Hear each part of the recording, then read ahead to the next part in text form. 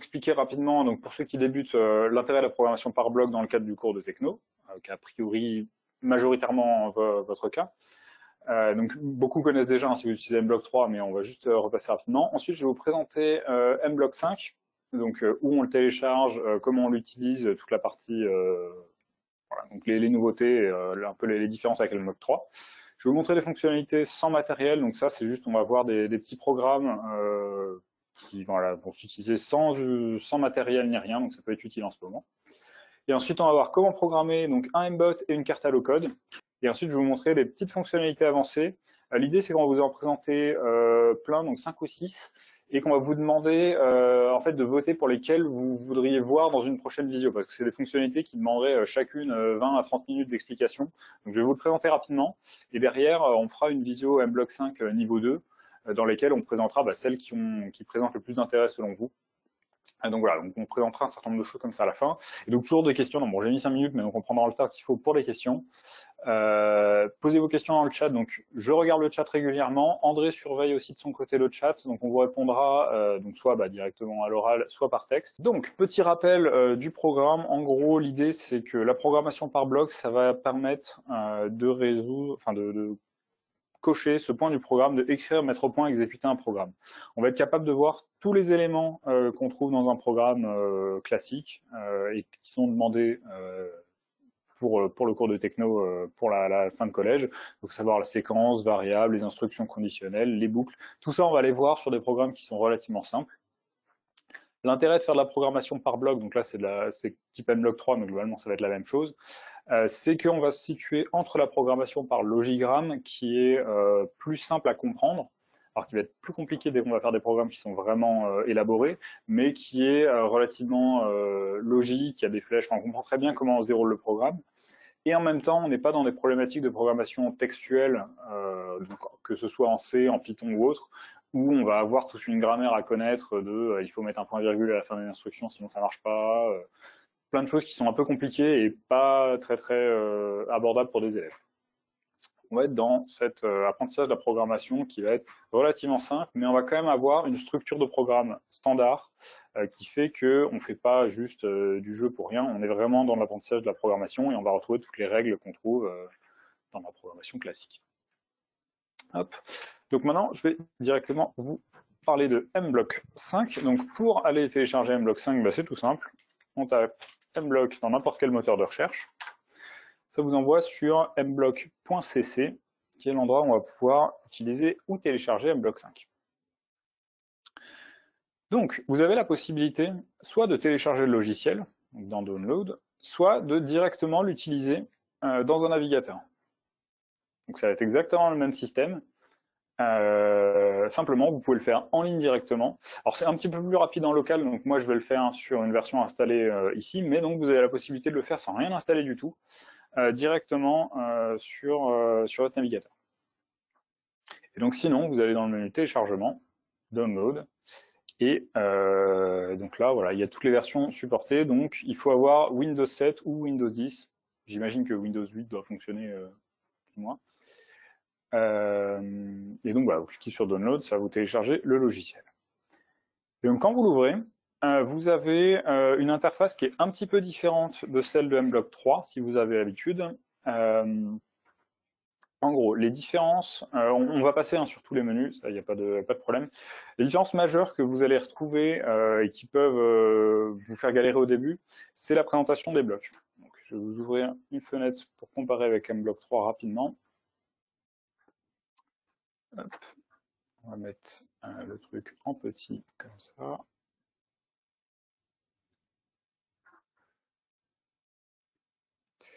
Donc quand vous êtes dans MBlock 3, en fait,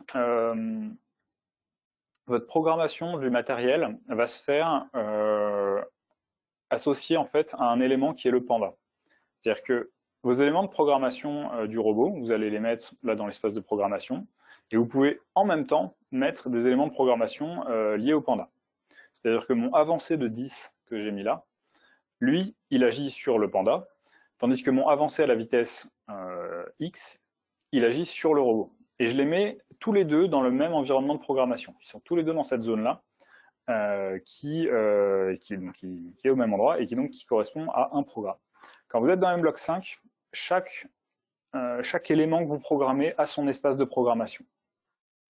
C'est-à-dire que quand on était dans mblox 3, on était toujours dans cette logique de Scratch, c'est-à-dire que si je rajoute un autre objet, donc je rajoute ça en plus, lui il a le droit à son deuxième programme. Donc là, si je fais avancer de 10, c'est sur cette deuxième icône et pas sur le panda.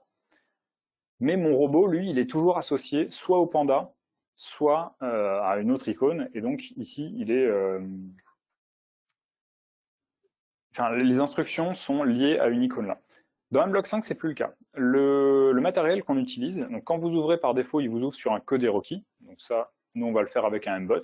C'est a priori ce que vous avez de plus courant comme matériel. Vous sélectionnez un mbot, et en fait le mbot a ses propres instructions. C'est-à-dire que quand on programme le mbot, on ne programme pas le panda, et inversement.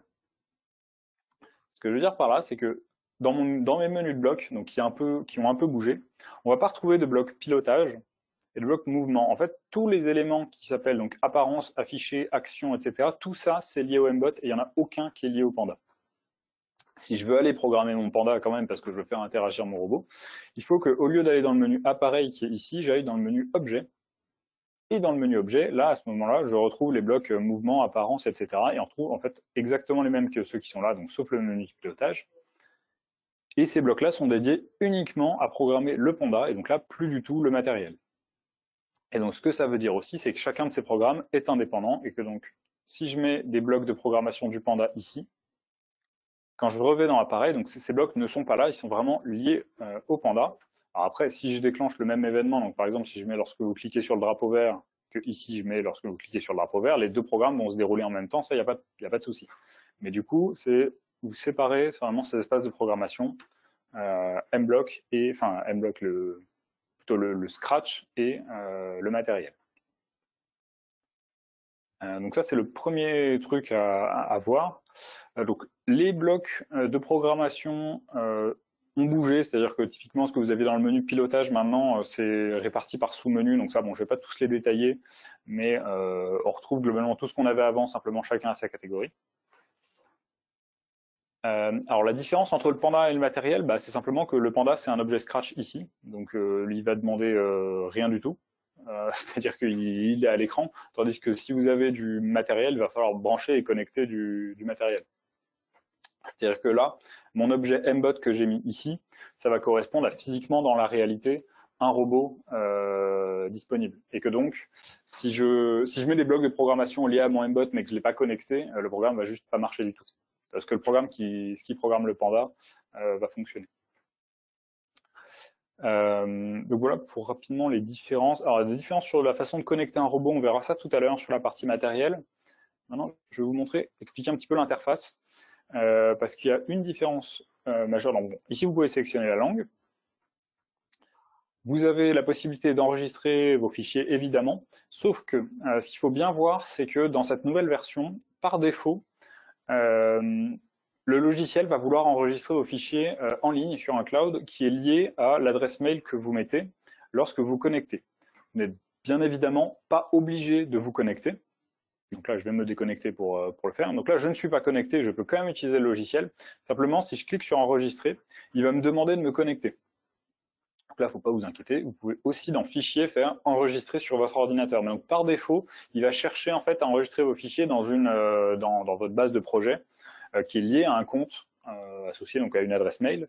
Donc ça, il ne faut juste pas vous tromper, quoique enregistrer, effectivement, il vous demande de vous connecter, vous n'êtes pas du tout obligé de le faire. Mais par défaut, il essaye de tout mettre en ligne. Donc là, vous avez ouvrir à partir de votre ordinateur et enregistrer sur votre ordinateur, qui eux permettent de stocker les fichiers comme vous avez l'habitude de faire. Mais donc voilà, donc enregistrer sous à chaque fois, ça, il va me demander de me connecter et ce n'est pas nécessaire, c'est juste que voilà, ça peut surprendre au début. Pareil, publier, en fait, c'est le publier sur votre espace, c'est lié au fait d'avoir un compte. Voilà, pour des raisons de données personnelles et de choses comme ça, je ne vous conseillerais pas personnellement de faire travailler vos élèves avec des sessions connectées, à moins que vous ayez vraiment le contrôle sur chacune des adresses mail, mais en tout cas que eux ne rendent pas leurs adresses mail personnelles. Après, c'est à vous de voir comme vous voulez. Sur les autres menus, on va trouver donc un menu compétition. Donc quand vous cliquez dessus, ça vous envoie sur le site de la compétition MakeX, qui est une compétition organisée par MakeBlock. Donc a priori, ça ne devrait pas intéresser la plupart des gens. Dans Didacticiel, vous avez donc le guide de l'utilisateur qui vous envoie sur globalement donc la FAQ, une espèce de wiki géré par MakeBlock en anglais. Alors donc par défaut, il me semble que ça s'ouvre en chinois, mais ici vous pouvez sélectionner la langue et l'avoir en anglais. Et qui vous renseigne sur tout un tas de choses, donc comment utiliser un mbot, comment utiliser telle ou telle instruction. Et vous avez aussi des exemples de programmes. Donc les exemples de programmes, c'est très pratique si vous voulez juste tester, je sais pas, tel ou tel matériel et voir comment on peut faire fonctionner tout ça. Donc typiquement, vous venez sélectionner dans la liste le matériel, donc Allocode, mbot, et vous venez ouvrir un programme. Donc les noms sont en anglais, mais c'est relativement compréhensible. Donc par exemple, Simple Line Follow, donc c'est un programme de suivi de ligne simple.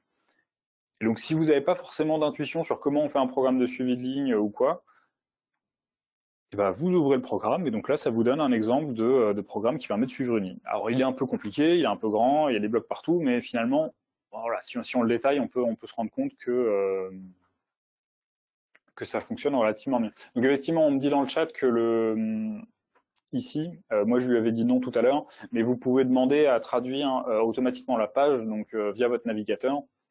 Donc du coup, ce sera une traduction un peu brutale, mais du coup, vous pouvez l'avoir en français quand même, en faisant une traduction anglais vers français, mais du coup, c'est pas quelque chose d'officiel, quoi. C'est géré par le navigateur. Donc voilà les ressources que vous avez à votre disposition pour commencer relativement facilement. Donc il y en a pas mal. Donc pour gérer le son, les LED, détecter le bord de la table, etc. Vos commentaires, en fait, c'est pour faire remonter à BakeBlock si vous avez un bug, une suggestion ou une erreur de traduction, quelque chose à leur signaler. Donc dans 3 petits points, vous pouvez vérifier que votre logiciel est à jour. Donc là, il est relativement stable, mais occasionnellement, vous avez des mises à jour, donc ça mange pas de pain de juste vérifier que vous avez bien la dernière version, que vous êtes sûr que ça a bien fonctionné. Donc là, j'ai une erreur réseau, mais du coup, dans l'absolu, ça marche. Et donc là, en haut à droite, vous avez la petite icône avec un panda. Ça, c'est ce qui vous permet de vous connecter donc avec une adresse mail et donc qui vous permet en fait d'enregistrer en ligne vos programmes, ce qui fait que vous pouvez les ouvrir sur n'importe quel poste à partir du moment où vous connectez directement. Donc ouais, c'est possible avec une Arduino Uno, on y viendra au niveau du matériel, je vous montrerai tout ce qui est compatible. Donc, alors plus ou moins comme pour mblock 3 où en fait vous pouviez traduire votre programme ici mbot, donc en cliquant sur mbot general code ou en allant dans édition mode Arduino, vous aviez l'équivalent de votre programme en Arduino, en C. Ici vous avez la possibilité en fait d'avoir soit donc complètement votre programme en C, soit de faire de la programmation pure et dure en C, soit de juste l'afficher avec cette petite icône là orange et vous avez en fait l'équivalent de ce que vous avez fait par bloc en C, donc qui permet d'avoir la traduction Arduino pure et dure. Donc voilà globalement pour la présentation de l'interface. Je vais pas aller plus loin parce que globalement je pense qu'il y a tout. Alors je vais pas rentrer dans tous les détails de comment on utilise Scratch. Donc typiquement vous avez encore toutes les fonctionnalités Scratch classiques, donc à savoir les arrière-plans, les objets, donc vous pouvez l'utiliser complètement comme si vous utilisiez Scratch. Là-dessus, on va essayer de faire une vidéo vraiment plus orientée spécificité de mblock 5 et donc en partie sur le matériel. Voilà, alors qu'est-ce que les questions donc les questions, c'est un d'être bon. Donc voilà pour la petite présentation du logiciel. Donc maintenant, on va passer sur le matériel compatible, comme je vous disais. Donc, quand vous ouvrez, comme je vous ai dit, ça vous affiche le codéroki tout à l'heure quand vous ouvrez le logiciel. Et donc, quand vous faites ajouter, vous avez la possibilité de rajouter tout un tas de matériel. Donc, le codéroki, qui est un robot MakeBlock, les neurones, qui sont des petits modules à connecter, le mbot, mbot ranger, les cartes Arduino, donc Mega ou Uno, cartes microbit qui sont les classiques. Et après, vous avez plein de choses qui existent. Donc différents types d'Arduino, différents types de cartes, des drones, une Raspberry, vous avez énormément de choses que vous pouvez connecter. Je les connais pas tous, pour être honnête. Donc nous aujourd'hui, on va se concentrer sur Mbot et Allocode. C'est peut-être ce que je vais vous présenter tout à l'heure. Mais donc sachez que de toute façon, tout ça va pouvoir être programmable par juste en faisant ajouter matériel et en venant sélectionner ce qu'il faut. Donc si on programme une carte Arduino, on clique sur carte Arduino. Et donc on a la possibilité ici de switcher entre Mbot et Arduino ou d'en retirer un. Et donc voilà, donc chaque élément, ça du coup, je ne vous l'ai pas montré, mais chaque élément dispose de ses propres rubriques de programmation. Et donc vous n'êtes pas embêté avec des blocs partout à programmer. Ce que vous aviez dans Mblock 3, à partir du moment où vous voulez avoir des extensions un peu spécifiques, donc si vous dites, hop, si vous venez chercher une carte Arduino et que vous voulez une extension pour le module Grove, une extension pour utiliser tel ou tel truc. Vous avez vite plein de choses qui s'accumulent ici, et si vous oubliez de JDEC coché, vous avez toutes les options qui traînent, il y en a partout. Là ici, vous n'avez pas ce problème-là, parce que du coup, en fait, chaque matériel a ses propres instructions, et du coup, c'est pas perdu partout. Hop. Alors, est-ce qu'ils mettent la liste de matériel à jour régulièrement? Je ne sais pas. On peut leur demander. On peut leur demander tout à fait. Pour une Arduino Lotus, vous prenez Arduino Uno, parce que pour l'ordinateur, ça va être la même chose. À la différence près des pilotes, l'ordinateur, il verra ça comme une Arduino Uno. Donc voilà, donc maintenant, petite chose que je voulais vous mentionner, en parlant des blocs. Donc je vais le faire pour le Panda, mais donc c'est valable pour chacun des matériels. Tous ces menus-là, donc ça vous donne tout un tas de blocs, vous avez plein de choses à faire, mais si vous voulez encore plus, vous avez à chaque fois un bouton extension ici. Et dans extension, quand vous l'ouvrez, ça vous donne accès à toute une bibliothèque d'extensions disponibles. Donc on en verra quelques-unes tout à l'heure, mais donc sachez qu'il y en a énormément. Avec chaque fois, pour toutes les extensions, si vous venez cliquer dessus, vous avez plus d'informations qui vous renvoient sur la doc blog. Donc là, hop, ça ouvre en chinois, je vais le passer en anglais. Vous pourrez le traduire en français par Google, mais donc là, ça vous donne quelques explications sur à quoi ça sert, comment ça marche, et donc voilà. Et donc c'est là-dedans que vous allez trouver, donc par exemple, si vous cherchez, donc je vais ouvrir le Mbot, on va dans détection, et là je vois que j'ai pas de capteur de couleur dans détection. On va aller dans extension, et ici donc on voit qu'il y a son et lumière, pack cerveau, il y a un certain nombre de choses. Capteur de couleur, il est là, donc si je ne l'avais pas trouvé, j'aurais pu taper couleur ici, et le moteur de recherche me trouve automatiquement capteur de couleur. Je clique sur ajouter. Et du coup, ça me fournit quelques instructions liées au capteur couleur, et donc à partir de là, je peux l'utiliser pour programmer. Donc il faut savoir que toutes les instructions A4, si vous aviez l'habitude de les utiliser, elles sont dispo. Donc si on prend une carte Arduino Uno et que vous allez dans extension, alors il me semble que A4, voilà, donc vous avez toutes nos extensions qui sont disponibles. Alors, ce qui peut se passer, c'est que l'instruction n'est pas téléchargée, donc là je ne peux pas cliquer sur ajouter. Il faut juste cliquer en haut à droite sur le plus. Et donc à ce moment-là, Mblock va télécharger cette extension que lui n'avait pas chargée de base. Et du coup, hop. Et donc là, maintenant qu'elle est téléchargée, je peux cliquer sur ajouter. Et donc on récupère tous nos blocs d'instructions qui donc là c'est A4 Grove que j'ai pris, donc qui est l'équivalent de cette extension-là, A4 Grove, qui existait sous Mblock 3. Donc tout ce que, si vous l'utilisez, elles sont toujours disponibles. Hop. Donc avec la version en ligne et la version installée, vous avez les mêmes fonctionnalités, tout à fait. Hop, voilà.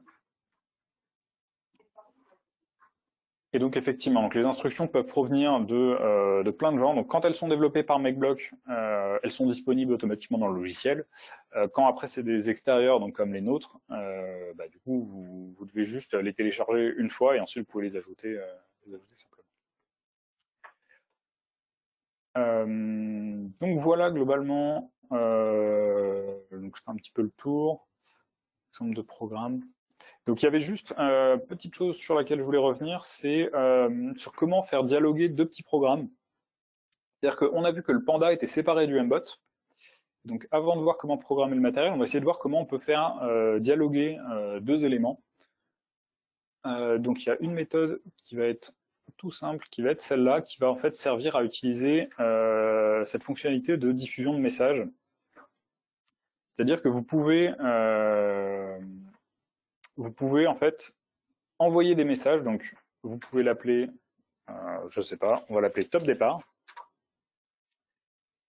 Et donc, en gros, sur un des écrans, vous allez pouvoir dire, donc quand je reçois top départ, je sais pas, on va dire, faire tourner le panda. Et ensuite, quand vous êtes côté matériel, ça, je vais l'enlever, vous pouvez lancer un programme donc, qui tourne en permanence et qui dit, je sais pas, n'importe quoi. Voilà, donc ça c'est un programme qui va faire clignoter la LED en rouge. Et toutes les secondes, en fait, enfin alors toutes les 2 secondes, ce qui fait il prend une seconde pour faire clignoter la LED, il va envoyer top départ au panda, qui lui du coup va faire un petit tour sur lui-même. Et donc ça, en fait, ça vous permet de dialoguer entre ces deux écrans. Donc vous envoyez un message et ça permet en fait de lancer le petit programme de l'autre côté. Si vous voulez envoyer des informations d'un écran à l'autre,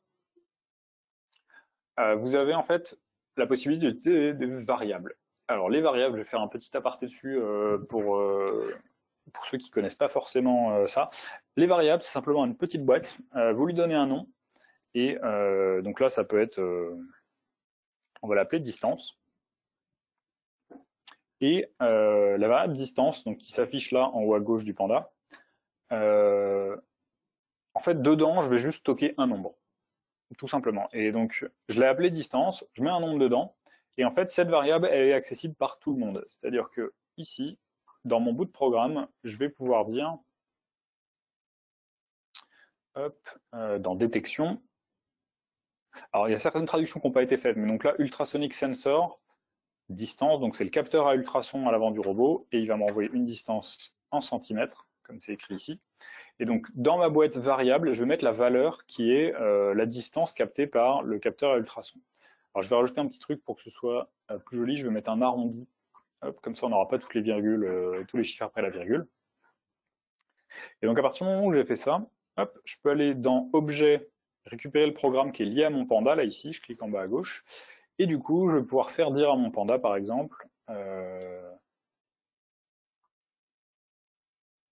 hop, donc dire distance pendant 2 secondes. Donc lui, il va y avoir une petite bulle qui va s'afficher ici, et le panda va m'afficher la distance. Voilà, donc juste, on a transféré cette donnée, juste en la stockant dans une variable que tout le monde peut aller piocher dans la boîte. Et donc oui, effectivement, le mbot doit être connecté, et on va faire ça tout de suite pour faire marcher le programme. Alors, je vais essayer de déplacer la souris à l'écran et de cliquer, enfin de laisser un petit peu plus de temps pour que l'écran saccade pas trop. Pour effectivement que ça se passe mieux. Donc là, alors je vais passer sur la petite caméra. L'enregistrement. Hop, alors la petite caméra pour qu'on voit le matériel.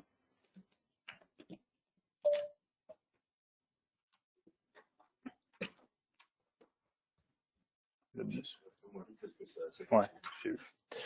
Donc ce qu'on va faire, c'est qu'on va déjà connecter le robot. Donc là, mon robot n'a pas le programme de communication. Donc pour ceux qui ont l'habitude des mbots, un robot qui peut dialoguer avec le PC, soit quand on l'allume, soit il fait un bip bip bip et il clignote, soit il fait un petit bip.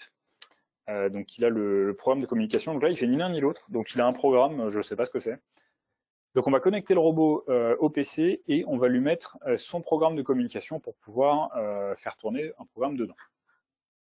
Donc pour ça, je me branche en câble.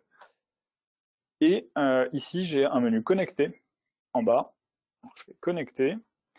Et là, pour me connecter, je vais avoir plusieurs possibilités. En fait, en haut, il va me proposer soit USB, soit Bluetooth, et soit, donc là, il y a un petit piège, il y a une flèche à droite qui permet d'aller récupérer 2 Go 4, donc qui est les clés blanches, les clés Wi-Fi. En fait, c'est ce qui s'appelait Wi-Fi dans la version 1.3, donc qui est 2 Go 4, c'est pas réellement du Wi-Fi. Donc moi, c'est par USB, il est là. Et j'ai la liste de mes ports com, donc là, c'est comme dit, s'il n'y a que celui-là, donc c'est bon. Je fais connecter. Hop, il tourne un peu, et là, c'est bon, il me met un petit message, réussi, on est connecté. Donc à ce moment-là, alors il me dit mise à jour, je pense que c'est juste la mise à jour du microprogramme. Ouais, okay. Donc à ce moment-là, je suis connecté à mon robot, et je peux soit lui envoyer des informations donc, ce qu'on appelait téléversé. Donc là, je viens sélectionner téléversé ici. Et à ce moment-là, je peux lui envoyer les programmes. Alors, on voit qu'il y a des choses qui se grisent. Typiquement, mon instruction diffuser, j'y ai plus le droit parce que effectivement, si je téléverse un programme dans mon robot, il fonctionnera de manière autonome et il pourra plus dialoguer aussi simplement que ça avec le PC. Soit je le fais en mode, alors la traduction est ce qu'elle est, en mode vivre, donc c'est en live. Et donc à ce moment-là, en live, j'ai besoin du fameux microprogramme de communication. Donc pour que ce microprogramme de communication soit dedans, j'ai ici un bouton mise à jour. Je vais dessus et là il me dit mise à jour microprogramme. Je clique dessus. Donc l'appareil c'est bien un mbot. Et là il me propose deux choses, version du firmware en ligne et firmware d'origine. Qu'est-ce que ça veut dire ça? Firmware en ligne, c'est simplement le microprogramme de communication sans les trois petits programmes de base. C'est le programme qui fait un petit bip à l'allumage, tandis que firmware d'origine, c'est ce que vous avez quand vous déballez votre robot. Vous l'allumez, il fait bip bip bip et réagit à la télécommande et il a un mode de suivi de ligne disponible. Donc moi, ce qui m'intéresse, c'est le firmware en ligne. Je fais mise à jour et là, donc, il va charger le microprogramme de communication. Ça, c'est l'équivalent, en fait, dans mblock 3. Je vous ressors mblock 3. Quand on est dans connecté, alors hop, je prends un bot. Quand on est dans connecté, il y a téléverser le microprogramme de communication. Donc là, je viens de faire exactement la même chose. Alors les menus ne s'appellent plus pareil, mais en gros, c'est ça que je viens de faire. Et donc là, maintenant, quand j'allume mon robot, il fait un bip. C'est bon, il peut dialoguer avec le PC. Alors, il y a quelques questions dans le chat. Pour la version mbot sur Internet, pour transférer le programme, c'est pareil, c'est une très bonne question. On verra ça à la fin. À la limite, Vincent, si vous pouvez reposer votre question quand on arrivera aux questions, on testera à ce moment-là. Parce qu'effectivement, on n'a pas beaucoup utilisé la version en ligne. Donc, ouais, gardez votre question et on verra ça tout à l'heure, si en ligne, il n'y a pas un petit plugin à installer ou quelque chose. Donc maintenant que j'ai chargé mon programme dedans, donc je reconnecte mon robot par USB, voilà. Il fait bip. Et donc là, si je viens cliquer sur ma brique pour toujours, en gros, donc j'ai mon programme qui tourne. Donc il diffuse top départ. Donc quand il diffuse top départ, vous voyez que le panda fait un petit tour de 15 degrés et il m'affiche donc 58 qui semble être la distance entre quel que soit le truc qu'il détecte là-bas. Il attend une seconde et donc il affiche les LED pendant une seconde. Donc en gros, il fait clignoter les LED et il change la variable. Donc là, normalement, si je mets ma main, la distance va baisser. Et donc maintenant, le panda, au lieu de dire 58, il dit 9, 10. Donc ça dépend où je place ma main. Et donc on a bien transféré l'information. Donc j'ai fait tourner le panda histoire qu'on ait vraiment visuellement l'information. Et donc si on va côté objet, donc là le programme tourne toujours. Et donc quand on est côté objet, on voit que ça se surligne en jaune l'extérieur du programme à chaque fois qu'il est activé. Donc à chaque fois qu'il reçoit le top départ, il s'active pendant quelques fractions de seconde et il lance son petit programme. Donc là je reclique sur pour toujours, le halo jaune s'enlève et du coup le programme s'arrête. Donc voilà, donc ça c'est la connexion live, donc pour dialoguer directement avec le robot. Donc il faut avoir le microprogramme de communication. Et donc l'autre option, donc du coup je vais le faire, c'est téléverser. Et donc à ce moment-là, quand vous faites téléverser, vous avez des instructions qui ne sont plus disponibles parce que toutes les instructions qui demandent à dialoguer avec l'ordinateur et qui demandent à envoyer des choses, quand vous allez être en mode déconnecté, elles vont plus être autorisées. Typiquement, diffuser top départ, je n'y ai plus droit. Pareil, quand on était en live, on avait la possibilité de lancer le programme en faisant plein de choses. Donc soit on cliquait sur le drapeau vert, soit on appuyait sur la barre espace, on pouvait faire plein de choses. Et quand on passe en mode téléversé, donc là je reclique sur téléverser, et ben on n'en a plus qu'un qui est autorisé, c'est celui-là. Lorsque le mbot démarre, donc ça va faire le début de mon programme. Donc ça c'est important, pourquoi? Parce que quand vous êtes connecté à l'ordinateur, vous avez la possibilité de faire plusieurs petits programmes séparés en leur mettant chacun un point de départ différent. C'est-à-dire que quand on va cliquer sur le bouton vert, on peut lancer un petit programme, quand on appuie sur la touche espace, on lance un petit programme, etc. La carte Arduino, elle, de toute façon, ne pourra en faire qu'un à la fois, mais du coup, vous pouvez potentiellement en programmer plusieurs à côté. Quand vous êtes en mode téléversé, comme je vous disais, la carte Arduino ne peut en gérer qu'un seul à la fois. Donc à ce moment-là, il faut mettre, lorsque le mbot démarre, en haut du programme. Donc j'enlève mon bloc diffusé parce que visiblement j'y ai plus droit. Et à ce moment-là, pour transférer le programme, je ne peux pas juste cliquer à l'écran, parce que là ce que je veux c'est le charger dans le robot. Je viens ici faire télécharger. Hop. Donc ça c'est l'équivalent quand on était sur mblock 3 de donc Arduino ou mbot General Code. On clique dessus et on fait téléverser dans l'Arduino. Là c'est exactement la même chose que je viens de faire. Et donc là maintenant, mon robot clignote en rouge, hein, qu'il soit connecté au PC ou pas, je le rallume, il clignote en rouge, puisque de toute façon, il ne fait plus que ça, vu que j'ai téléversé. Donc si je veux qu'il refasse autre chose, donc je viens me connecter, comme tout à l'heure, et à ce moment-là, quand je vais dans Live, hop, je vais ensuite dans Paramètres, mise à jour du microprogramme, et je mets Firmware en ligne, comme ça j'aurai le petit programme de communication. Alors, ça marchera pareil ou pas si on n'enlève pas le bloc. Eh ben, on va tester, mais je pense que ça marche pas si on laisse le bloc interdit qui est grisé. On va essayer. Hop. Donc, si je mets diffuser comme ça, il veut pas, donc il va falloir feinter. Hop, on met comme ça. Je me connecte, télécharger. On va voir s'il y arrive. Peut-être qu'il va juste l'ignorer. Ça a l'air de marcher, je pense qu'il l'a juste ignoré.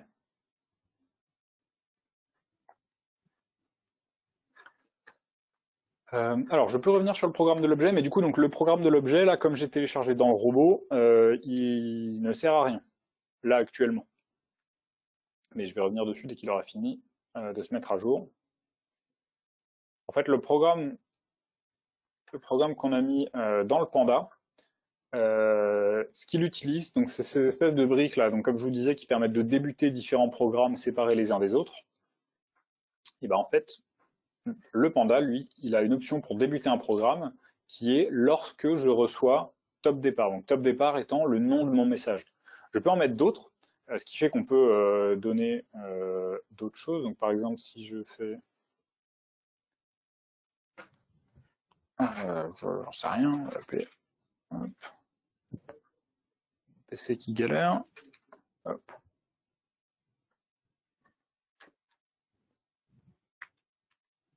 Voilà. Et là, on pourrait se dire que le mbot, il envoie d'autres trucs. Je mettais un petit programme qui n'a pas de... Voilà. Qui n'a pas spécialement de logique. Mais du coup, si je fais ça, et donc je peux mettre un deuxième petit programme qui fait autre chose, j'en sais rien. Voilà. Donc ça permet d'avoir plusieurs choses qui sont gérées en même temps. Et donc à chaque fois, l'idée étant que quand on reçoit tel ou tel type de message, on est capable de dialoguer et de faire différentes actions. Alors,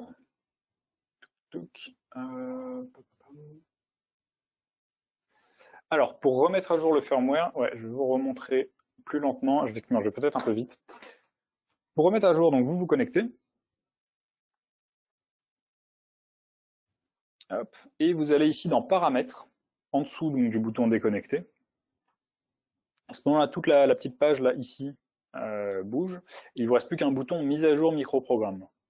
Donc quand vous cliquez là, ça vous envoie sur enfin vous avez un petit pop-up là au milieu et vous avez le choix entre firmware en ligne ou firmware d'origine. Pour le coup là, pour l'exemple, je vais prendre firmware d'origine.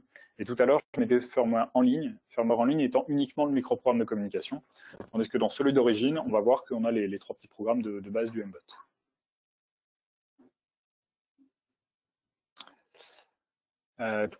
Donc effectivement, ouais, si vous aviez les problèmes de... Voilà, donc là le robot il m'a interrompu. Donc là il fait bip bip bip, si j'appuie sur le bouton il passe en mode éviteur d'obstacles, etc. Donc j'ai les trois petits programmes de base. Si vous aviez les problèmes pour téléverser le programme, parce qu'effectivement mblock crée des petits fichiers, le mode live il permet effectivement de passer outre ça. En fait c'est l'équivalent de ce qu'on faisait ici dans mblock 3, ça existait déjà, et donc vous faites juste connecter.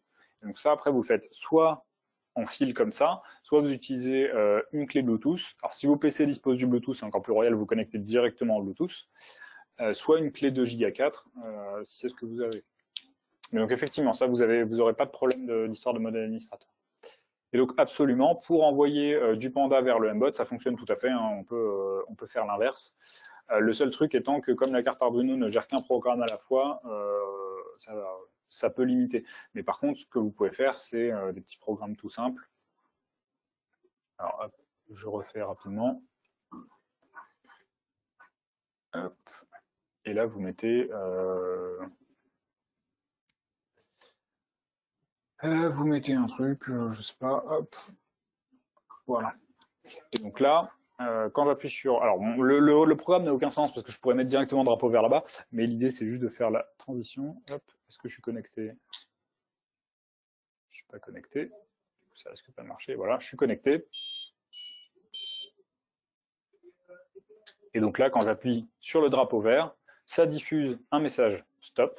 Et lui, quand il reçoit le message stop, il fait autre chose. Donc on peut dialoguer tout à fait dans les deux sens. Voilà. Simplement, ouais, le mbot, lui, il a besoin qu'il y ait un seul programme qui tourne à la fois. Donc ça peut un petit peu plus limiter les différentes actions. Mais tout à fait, on fait le programme dans les deux sens. Donc voilà, donc on va faire une petite pause côté mbot. Je vais vous présenter maintenant le HaloCode. Et on reviendra un petit peu après sur les fonctions avancées de mblox 5. Hop, donc, le HaloCode, petite carte voilà, qui est comparable, si vous voulez un matériel plus ou moins équivalent, comparable à une carte microbit en termes de puissance, c'est-à-dire que c'est beaucoup plus puissant qu'une Arduino.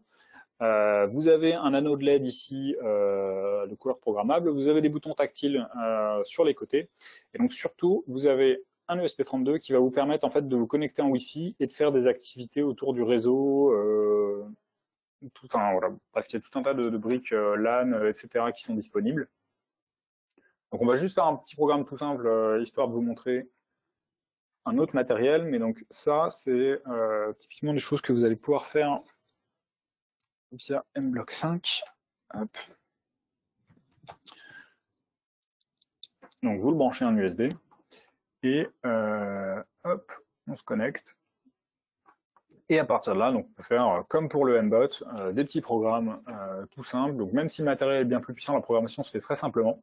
Donc, comme je vous le disais, vous avez des blocs LAN et Wi-Fi. Donc là-dessus, on ne va pas rentrer dans les détails, mais si ça vous intéresse, on peut éventuellement faire une visio autour de ça et autour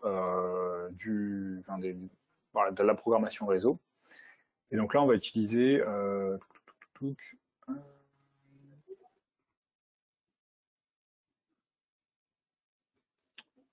ouais, ça là, hop. Il me semble qu'il y avait des événements. Oui, voilà, ils sont là. Hop. Donc lorsqu'on touche le bouton 0, donc le bouton 0, alors je ne sais pas si à la caméra vous allez bien le voir, mais donc il y a un de ces pads là qui a une petite notification 0. Et donc quand on le touche, ça déclenche une petite animation arc-en-ciel. Et donc comme pour le mbot, vous avez un petit halo jaune qui se passe quand le programme est lancé. Donc à chaque fois que je viens toucher le 0, le petit halo jaune se déclenche et on peut faire ça. Donc l'idée de ces matériels-là, c'est de ne pas avoir un gros robot qui peut être encombrant, qui bouge, tout ça. C'est d'avoir des petites cartes qui sont bien puissantes, qui ont des éléments directement dessus. Donc vous avez quelques capteurs, de la lumière, etc. Et de pouvoir faire des activités qui demandent un petit peu plus de puissance.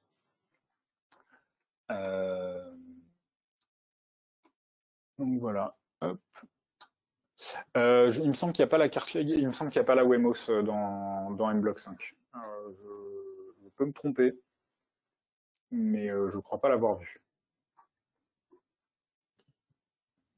Mais donc ouais, l'intérêt en fait, c'est que comme c'est du matériel MacBlock, vous n'avez pas cette problématique de dire, en fait, si vous avez par exemple une carte Arduino Yun qui effectivement a le Wi-Fi, cette carte a été développée par MacBlock, le logiciel a été développé par MacBlock, donc ces briques-là autour du Wi-Fi et du LAN, c'est pas des bricolages pour essayer d'adapter de la programmation en C, c'est vraiment conçu à la base pour ce matériel-là. Et donc la programmation se fait beaucoup plus simplement et de façon beaucoup plus fiable que des blocs qui sont en général un petit peu bricolés ou qui juste n'existent pas, tout simplement pour les cartes qui utilisent le Wi-Fi autrement. Smart Camera, qu'est-ce que c'est? Donc là, pour le coup, regardez la vidéo plutôt que l'écran. Smart Camera, c'est un petit module comme ça qui va être disponible très bientôt pour Mbot et pour Allocode, qui en fait est capable de détecter des formes et des objets. Donc ce que je vais faire, c'est que je vais lancer un logiciel qui va nous permettre d'avoir le flux vidéo. Et vous allez tout de suite voir l'intérêt de cette caméra.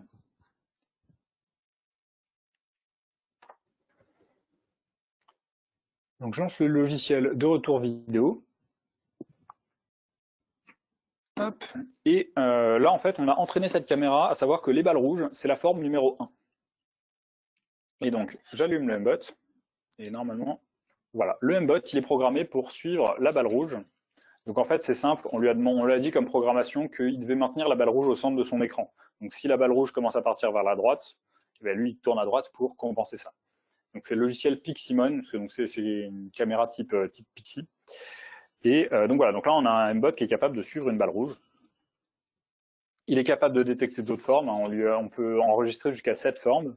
De façon relativement simple, hein. L'enregistrement se fait sans programmation et après c'est juste, donc vous avez juste la vidéo et en fait vous venez sélectionner ce qu'il faut. Hop, donc là il détecte pas mal de choses. Donc voilà, donc ça ça peut être très pratique. Et l'idée c'est qu'avec ça on peut faire des activités, notamment pour les concours robotiques, venir détecter des obstacles, des panneaux sur les murs, éventuellement même des tracés au sol ou des choses comme ça. Et donc tout ça c'est programmable par bloc. Donc là, ouais, j'ai pas le programme directement sous la main. Donc ça prend une vingtaine d'instructions à dire ça, hein, c'est pas très compliqué. Simplement en fait toute la partie apprentissage, détection de balles, en fait est intégrée dans ce module de caméra. L'intelligence est déjà là. Ce qui fait que par bloc, ce que vous avez simplement, c'est juste la position de la forme 1 détectée. Et donc, ça va être un bloc du style, si la forme 1 est détectée à gauche, dans ce cas-là, de tourner à gauche. Si elle est détectée en haut, avancer, etc. Donc, sachant que pour avoir ces blocs-là, donc, bon, je vais le faire avec un Mbot, mais ça fonctionnera aussi avec une Allocode. Vous allez dans Mbot, extension, et donc là, dans extension, vous avez quelque part Smart Camera, qui est ici. Et donc ça ne fonctionne qu'en mode téléversé. Et donc vous avez des blocs, alors en anglais pour le moment. Donc voilà, donc c'est un petit peu, faut un petit peu s'y mettre. Mais donc vous avez, est-ce qu'on détecte la couleur du bloc 1? Est-ce qu'il est centré sur l'image? Est-ce qu'il est à gauche? On peut avoir les coordonnées aussi de l'objet qu'on a détecté.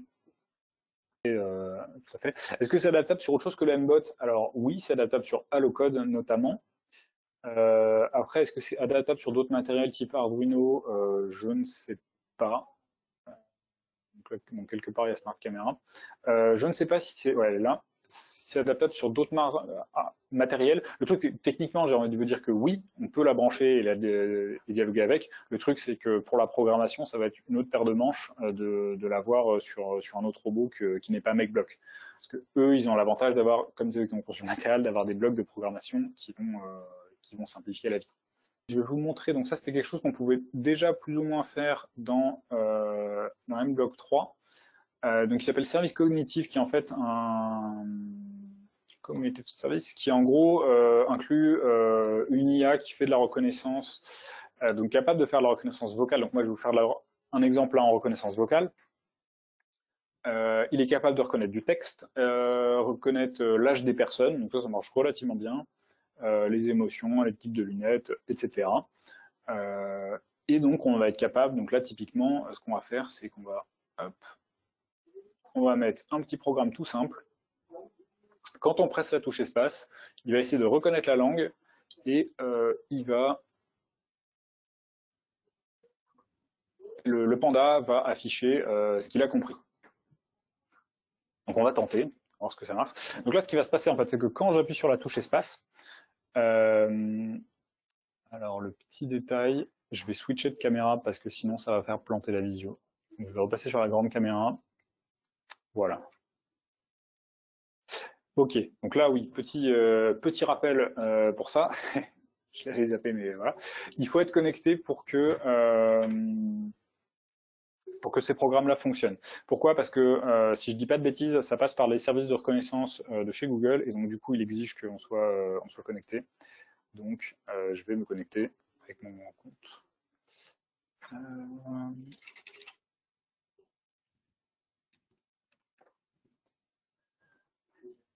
hop.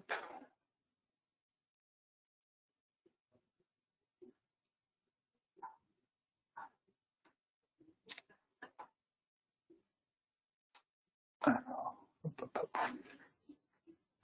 Donc voilà, donc là, a priori, je suis connecté.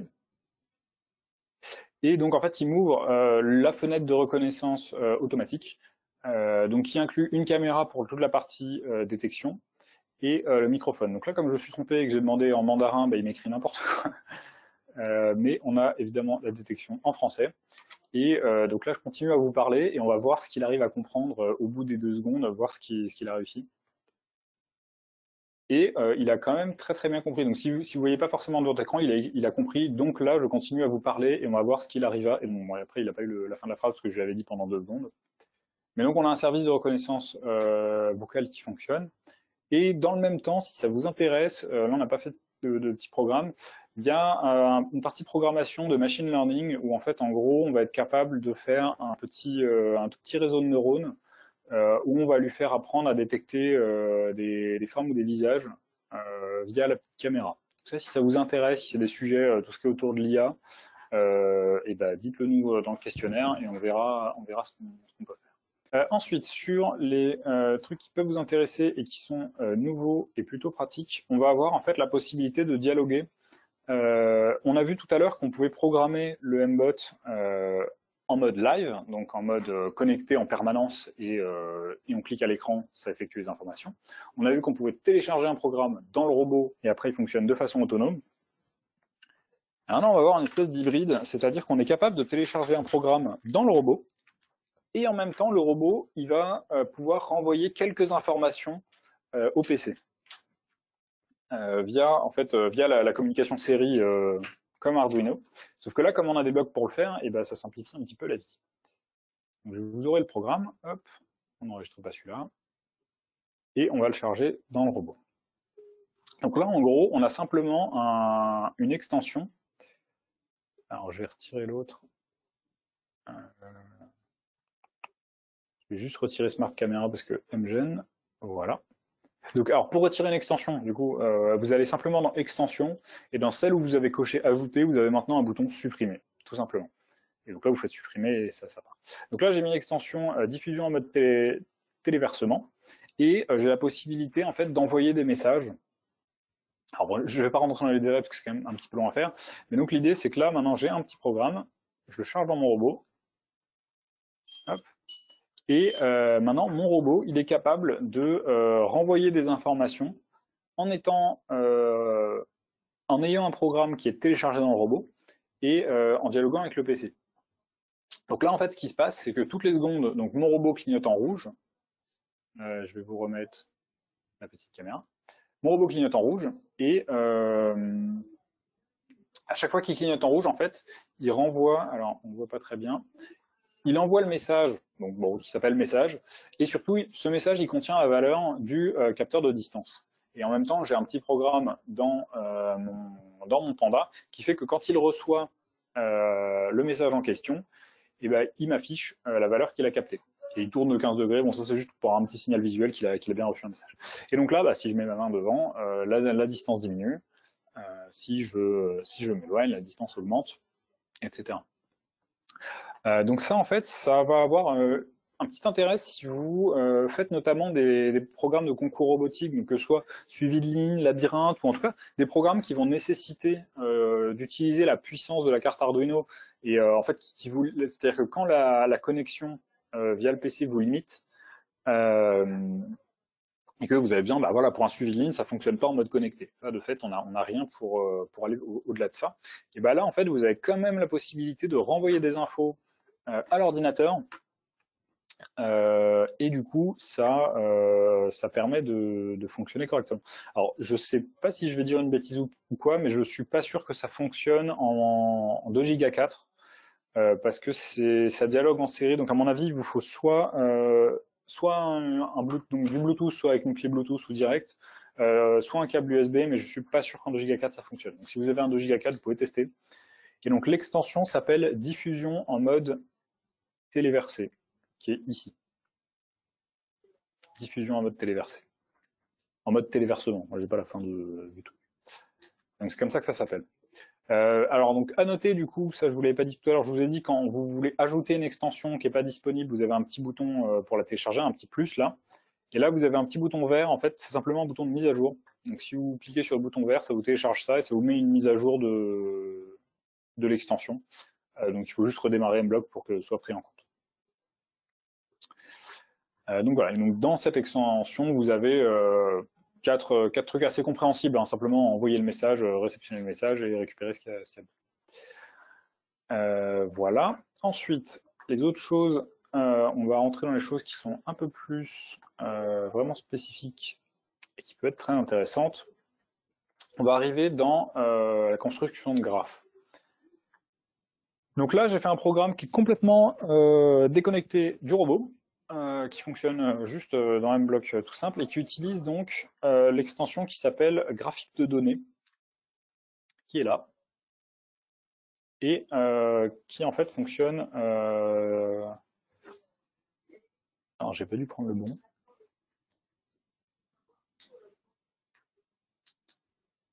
Si, ouais, du coup, ça c'est. Donc, ça c'est ici. Pardon, je me suis trompé. Celle-là, elle est connectée au robot. Et donc, hop, on va lui remettre son programme de communication. Parce que donc là, il a toujours son programme téléversé, hein. Tout à l'heure, comme je disais, ça dialogue, il y a le programme téléversé. Ah ouais, du coup, bon, désolé pour le petit retard. On va essayer de finir vers 11h05, 10. Pas trop traîner. Et après, du coup, on aura toujours les questions, hein. Ça, là-dessus, il n'y a pas de souci. Mais effectivement, ça a pris un petit peu de temps. Donc, je vais lui remettre un programme de communication. Et en fait, donc là, le but de ce qu'on va faire, ça va être de tracer un graphe des données qu'on récupère. Donc là, pareil, a été déconnecté. Voilà, hop, donc je me connecte. Et donc là, mon petit programme, hop, je le lance. Et je vais faire tourner le robot. Alors, je pourrais juste lui demander de tourner lui-même, hein, mais là, je le tourne à la main. C'était pour simplifier le programme. Et donc, toutes les secondes, il va m'enregistrer la distance du truc le plus proche qu'il y a devant lui. Et hop, il me trace automatiquement un graphe qui correspond à donc la distance de ce qu'il a mesuré. Donc, j'ai la possibilité d'aller voir le tableau de données. Donc là, voilà, au début, c'était 1,50 m, etc. Plus j'ai tourné, plus ça a baissé. Je peux voir la courbe. Donc comme ça, donc là j'ai mis en temps parce que donc le temps c'était donc les secondes, à chaque seconde il a pris une donnée. Je peux voir un graphique en barre, bon là ça n'a pas de sens là, mais selon le programme que vous mettez. Et je peux télécharger ce fichier en .csv pour utiliser sur Excel par exemple.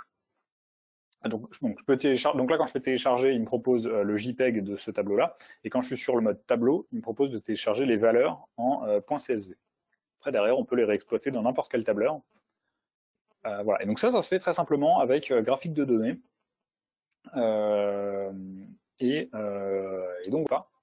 Et enfin, un truc pour faire des objets connectés. Je vais vous montrer directement avec Mblox. L'idée, ça va être d'envoyer la valeur de mon capteur de distance, mais plutôt que de l'envoyer sur un graphe à l'écran, je vais l'envoyer sur une Google Sheet. Donc, Google Sheet, pour ceux qui ne sont pas forcément a priori, je pense que pas mal de gens connaissent, c'est donc un fichier Excel sur Google Drive en gros. Donc, on va l'envoyer sur Internet quelque part. Et alors, je vais juste récupérer l'adresse de la Google Sheet. Il faut la mettre en dispo à tout le monde. Donc là, c'est celle-là. Hop. Donc, je vais sur Google Drive, je fais partager. Je dis que tous ceux qui ont le lien peuvent l'utiliser. Je copie mon lien. Hop, et je le mets simplement ici. Et à partir de là, je lance mon petit programme. Alors, il faut que je me connecte. Hop, au robot. Voilà, les variables valent 0, c'est bon. Et donc là, j'ai en live mon programme. Alors, je vais effacer hop, je vais effacer ce qu'il y avait avant. Vous allez voir que ça se fait vraiment en live.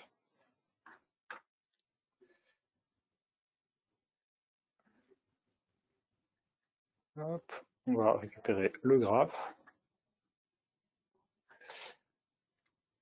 Voilà.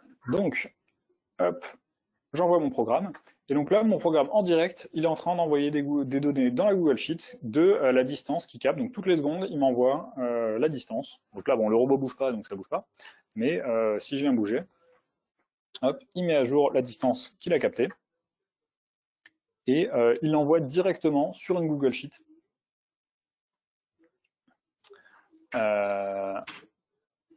Et donc, on est capable de récupérer ces données. Éventuellement, ce qu'on peut faire, c'est tracer un graphique. Donc, on fait insertion, graphique, hop, donc pas histogramme, on va lui demander une courbe.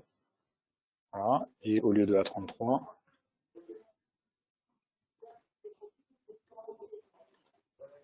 alors comment je fais? Voilà, ici. Hop. Et donc là, en live, il est en train de me tracer la courbe de la distance captée par le robot directement sur Internet. C'est-à-dire que Mblock se débrouille pour envoyer sur Internet les valeurs, qui me les envoie dans une Google Sheet, qui lui, du coup, trace la courbe. Donc là, on arrive franchement dans l'Internet des objets sur du vrai matériel qui arrive à se connecter sur Internet. Alors, hop. Sur Mblock 3, on pouvait voir que le robot était connecté. Là, en fait, c'est écrit appareil connecté. Il n'y a pas le petit bouton vert, le petit bouton rouge, mais ici, vous avez appareil connecté. Donc là, je vais couper mon programme, je vais me déconnecter. Et sinon, il y a un panda qui n'est pas content et qui dit connectez votre appareil. Donc tout ceci peut être fait avec un holocode. Alors absolument, tout ceci peut même être fait sans matériel du tout, parce qu'en fait l'extension disponible, elle est liée au bloc du Panda. Donc là par exemple, je vais vous montrer un programme sans matériel. Donc je débranche le Mbot, promis, il est débranché, et je vais envoyer sur ma Google Sheet la température haute et la température basse aux Ulysses. Donc c'est parti. Et hop. Alors, je ne sais pas si j'ai la bonne adresse de Google Sheet par contre. Donc, je vais lui remettre la bonne. Voilà. Donc là, normalement, si ça fonctionne, voilà, c'est bon. Donc là, aujourd'hui, aux Ulysses, il fera 14 degrés maximum et 8 degrés minimum. Et donc là, sans matériel, rien du tout. L'extension, qui s'appelle donc Google Sheet, fort bien, fort bien nommé, est liée en fait aux objets Panda, donc aux objets Scratch spécifiquement. Donc en termes d'appareil, vous pouvez mettre ce que vous voulez, et donc simplement pour dialoguer avec, il faudra utiliser donc soit la technique de diffuser des messages, soit stocker des valeurs dans des variables. Donc c'est ce qu'on avait mis tout à l'heure pour envoyer la valeur de distance. Mais donc ça, vous pouvez mettre ce que vous voulez, une carte Arduino Uno, en fait tout ce que vous avez dans cette liste-là. Donc une Raspberry, une neurone, microbit, enfin voilà, tout ce qui est dans cette liste, vous pouvez le mettre et ça va fonctionner. Et vous pouvez mettre voir rien du tout. Donc typiquement, si là en ce moment vous avez des galères pour faire de la programmation ou quoi à distance, et ben, potentiellement avec ça, vous pouvez récupérer des infos des élèves en leur fournissant juste un lien de Google Sheet partagé. Alors par contre, évidemment, faut faire confiance aux gens à qui vous filez la Google Sheet, dans le sens où le lien de partage, pour qu'il fonctionne, il est modifiable par tout le monde. Là, si je vous l'envoie, vous pouvez venir manuellement écrire n'importe quoi dans les cases. Vous avez le droit, j'ai mis modifiable par tous les gens qui ont le lien. Donc après, voilà, faut voir si les élèves vont pas saboter le travail des petits copains. Mais voilà. Les valeurs sont pas mises dans une cellule au hasard. Non, vous contrôlez absolument tout, donc à savoir la colonne, la ligne, le texte que vous mettez dedans, voilà. Ça, vous pilotez tout. Et voilà. Et donc pour prendre la température, c'est une autre extension qui s'appelle météo, un truc comme ça. Je sais plus où je l'ai trouvé. Données climatologiques. Données climatologiques, en fait, vous avez juste la possibilité de récupérer la météo, l'humidité, la température, etc. Et donc dans la ville, en fait, j'imagine que ça utilise des services en ligne. Vous tapez ce que vous voulez, en fait, et il vous récupère. Il vous dit, bah Anthony, ça existe en Île-de-France, en Angleterre, où vous voulez. Et Donc il vous récupère la ville et vous pouvez mettre ce que vous voulez. Donc voilà, et donc, alors je ne vais pas forcément rentrer plus dans les détails, donc d'autant qu'on a déjà un petit peu dépassé. Donc si ça vous intéresse d'avoir du détail là-dessus, je vous remets le lien, mange pas de pain. Répondez-nous dans ce questionnaire-là et cochez voilà, ce qui vous intéresse le plus. Donc si voilà, Google Sheet c'est trop bien, machin, un truc, n'hésitez pas à nous dire. Et nous derrière, on fera une vidéo plus dédiée à ça. Donc on reprendra à zéro, on vous montrera détail par détail comment ça fonctionne. Et comment faire des petites activités. Donc on se penchera un petit peu plus sur le côté pédagogique et imaginer des activités faisables en classe ou même à distance en ce moment. Et on peut prévoir ça pour la semaine prochaine ou dans 2 semaines. Et voilà. Alors donc, je reviens juste sur une petite question. Envoyer des données par Wi-Fi sur la sheet avec un halo-code, ça ne va pas fonctionner parce que le halo-code, quand il est connecté en Wi-Fi, il a ses propres instructions à lui. Donc ça ne va pas fonctionner directement comme ça. Malheureusement. Hop, alors, je vais louper des questions. Alors, les programmes de démo de la visio sont disponibles. Non, mais je vais vous les rendre disponibles tout de suite, comme ça vous les aurez. Alors, par contre, ils ne sont pas commentés, donc faudra un petit peu. Voilà, c'est pas forcément évident. Ce que je vous mets en garde sur les programmes, vous avez régulièrement, donc ça c'est ce qu'on a vu tout à l'heure au début de la visio. Bon, je vous mets ça, ça mange pas de pain. Hop. Ce qu'on a vu au début de la visio tout à l'heure, c'est que voilà, les programmes sont dans des zones séparées, c'est-à-dire que vous avez du programme pour du matériel et vous avez du programme dans objet pour le Panda. Donc si vous ouvrez et que vous ne comprenez pas instantanément, genre mais ils vont où les messages ou comment ça se passe, il est possible qu'une partie du programme soit dans objet et que l'autre partie soit dans appareil et que du coup il y ait donc voilà, il y a 2 programmes séparés, donc ça méfiez-vous. Et voilà, donc les petits programmes ils sont tous dispo là dans ce lien WeTransfer. Donc je vous ai mis les programmes Mblock et la diapo, donc qui n'est pas très fournie, mais voilà. Et donc absolument, on peut programmer HaloCode en Python. Donc il y a un éditeur Python qui est en cours de développement, qui va être dédié spécifiquement au HaloCode pour le programmer facilement. Donc tout à fait, HaloCode, ouais, l'idée c'est HaloCode, ça va s'utiliser essentiellement en SMT. C'est-à-dire que les fonctionnalités sont très avancées, donc c'est très bien pour du collège, mais en fait, pour l'exploiter pleinement, il va falloir disposer du Python et aller en SMT au lycée, quoi. Enfin SMT ou autre classe, quoi. Mais bref, il va falloir avoir des élèves qui sont un petit peu plus versés et puis qui font du Python, quoi, tout simplement. Alors effectivement, donc alors, comme on le dit à chaque fois, à chaque visio, effectivement, va falloir manipuler un petit peu pour s'y mettre et éviter les problèmes en live quand vous avez 6 groupes d'élèves et que ça marche pas sur 3 groupes. Donc il va falloir manipuler un petit peu. Vous allez vite retrouver vos marques quand même, c'est-à-dire qu'on ne s'éloigne pas de Mblock 3 dans l'esprit. Donc il y a pas mal de choses qui bougent, il y a des fonctionnalités en plus, etc. Mais globalement, on retrouve tout ce qu'on faisait avant dans Mblock 3. C'est simplement présenté d'une autre manière. Donc là, on a essayé en 1 heure de vous dégrossir le terrain, histoire que vous galériez pas à vous remettre encore dans un nouveau logiciel. Mais globalement, en termes d'utilisation, ça ne devrait pas trop bouger si vous avez déjà l'habitude de Mblock 3. La notion de protocole avec HaloCode, effectivement, il y a des blocs autour des adresses IP, des choses comme ça qui ont été développées. On n'a pas encore testé, mais donc si vous cochez tous majoritairement HaloCode, on se penchera là-dessus. On essaiera de faire quelque chose qui voit les connexions Wi-Fi et donc les protocoles de communication, etc. Peut-on ouvrir ces programmes Mblock 3 dans Mblock 5 À ma connaissance, non. À ma connaissance, non. Je vais essayer tout de suite.